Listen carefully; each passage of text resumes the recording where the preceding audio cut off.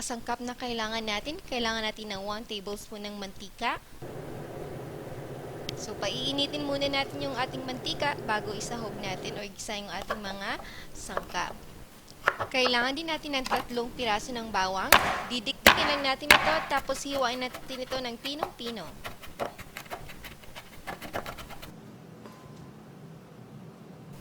Lulutuin natin yung ating bawang hanggang maging golden brown yung kanyang kulay. Kailangan din natin ng 200 grams ng karne ng baboy.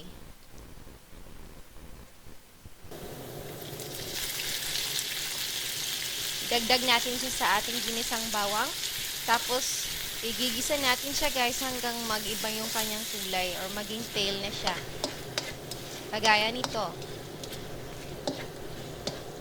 Saka natin siya dagdagan ng 1 tablespoon ng patis.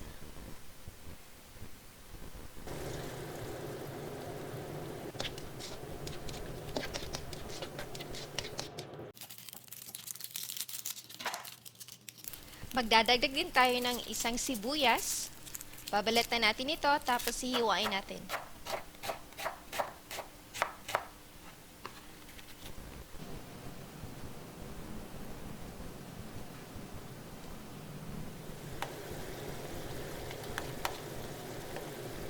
Kailangan din natin ng 1 sili at sal or sweet pepper. At hihiwain natin ito into cubes.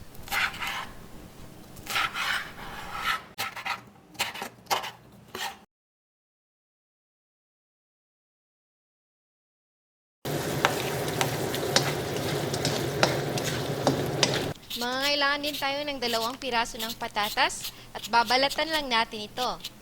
Pagkatapos nabalatan ito, hiwain natin siya into cubes.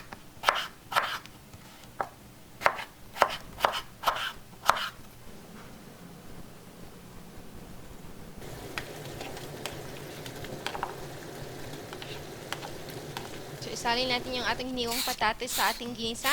Tapos magdadagdag din tayo ng 2 piraso ng carrots.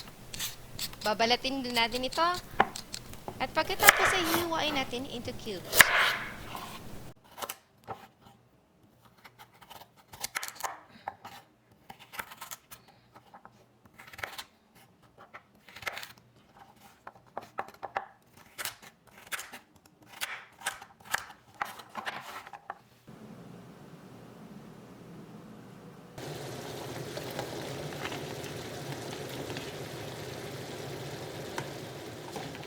Kapag nahalo na yung ating carrots, igigisa natin siya ulit. Tapos lulutuin natin yung ating gulay ng mahigit 3 minuto.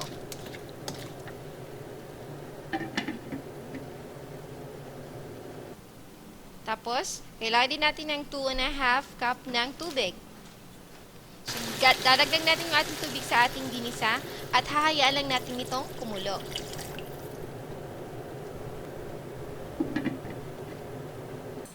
Kailangan din natin ng 2 teaspoon ng cornstarch at dadagdagan natin ito ng konting tubig. So, ito yung gagamitin natin guys bilang pampalapot sa ating ginamay.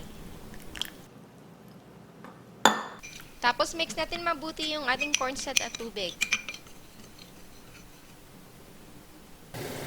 Pagkatapos nito guys, ay idadagdag natin siya sa kumukulong pork ginamay.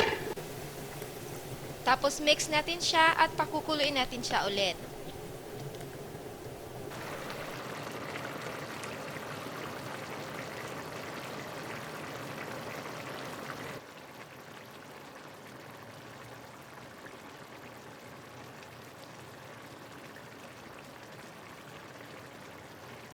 Para mas lalong sumarap yung ating pork ginamay, magdadagdag tayo ng paminta at konting asin.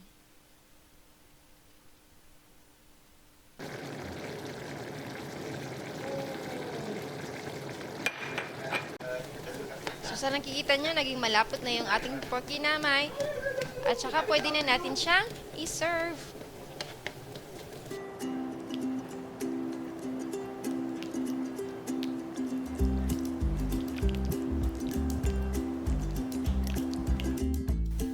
There you have it guys, ang ating simpleng pork ginamay.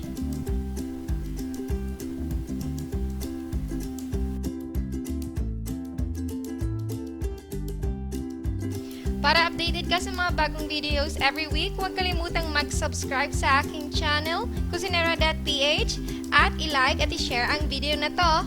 At maraming salamat sa panonood!